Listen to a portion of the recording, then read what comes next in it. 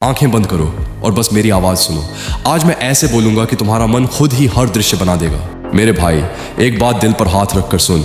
ये जनरेशन ऊपर से बहुत आराम देने वाली लगती है, मोबाइल, मनोरंजन, आसान सुख, पर सच्चाई ये है कि तू धीरे धीरे खुद को खो रहा है। तेरी ताकत, तेरा फोकस, तेरा भविष्य सब आराम के नाम पर निचोड़ा जा रहा है। और अगर अभी नहीं रुका तो 5 साल बाद आईने में खड़ा आदमी तुझे खुद पर शर्मिंदा कर देगा। अब सुन, क्योंकि 2026 मजाक नहीं है। ब्रह्मचर्य 2026 पुनर्निर्माण का वर्ष 2026 ब्रह्मचर्य का एक नया अध्याय है। ये सिर्फ न रोकने का संकल्प नहीं, ये खुद को दोबारा गढ़ने की प्रक्रिया है। इस वर्ष तेरी मानसिक शक्ति नए स्तर पर जाएगी, शरीर में स्थिर नियंत्रित ऊर्जा बनेगी और तू जीवन को रिएक्शन से नहीं डायरेक्शन से जीने लगेगा। जब विचार और कर्म तेरे नियंत्रण में आते हैं तभी आदमी अपनी जिंदगी का अर्थ खुद लिखता है। 2026 का हर दिन तेरे आत्मविकास की एक ठोस ईंट है। ब्रह्मचर्य 2026 चैलेंज। यह चैलेंज शुरू होता है लोहे जैसे माइंडसेट से।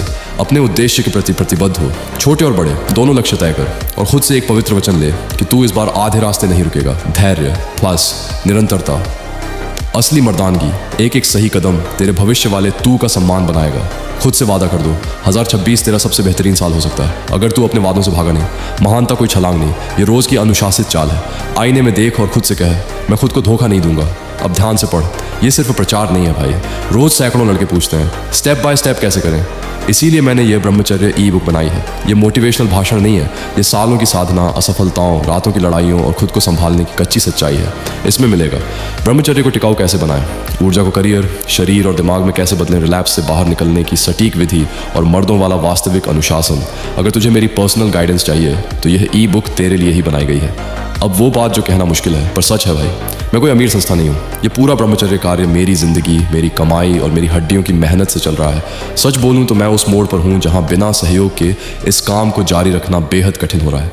अगर यह ज्ञान, यह दिशा या यह आग तेरे भीतर जरा सी भी जली है तो कृपया सहयोग कर। तेरा छोटा सा दान मेरे लिए पैसा नहीं, हिम्मत है कि मैं हार ना मानूं।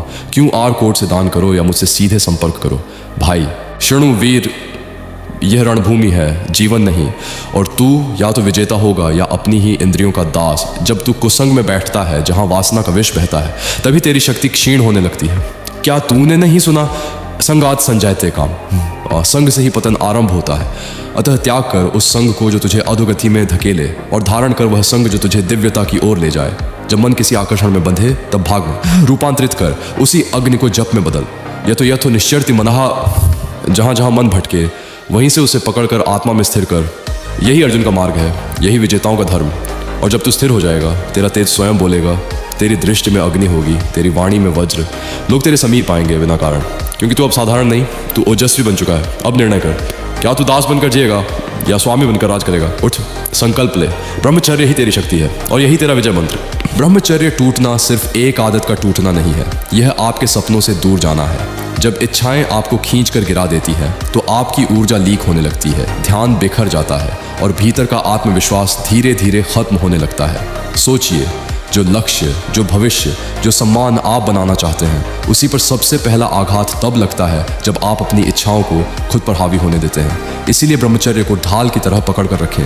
यह वही शक्ति है जो आपको साधारण भीड़ से उठाकर एक अनुशासित, तेज और अडिग इंसान बनाती है। जो व्यक्ति ब्रह्मचर्य का पालन करता है उसकी आभा अपने आप शांत, निर्मल और शक्तिशाली बनने लगती है। उसके अंदर एक चुंबकीय ऊर्जा पैदा होती है जो बिना किसी प्रयास के लोगों को उसकी ओर खींचती है।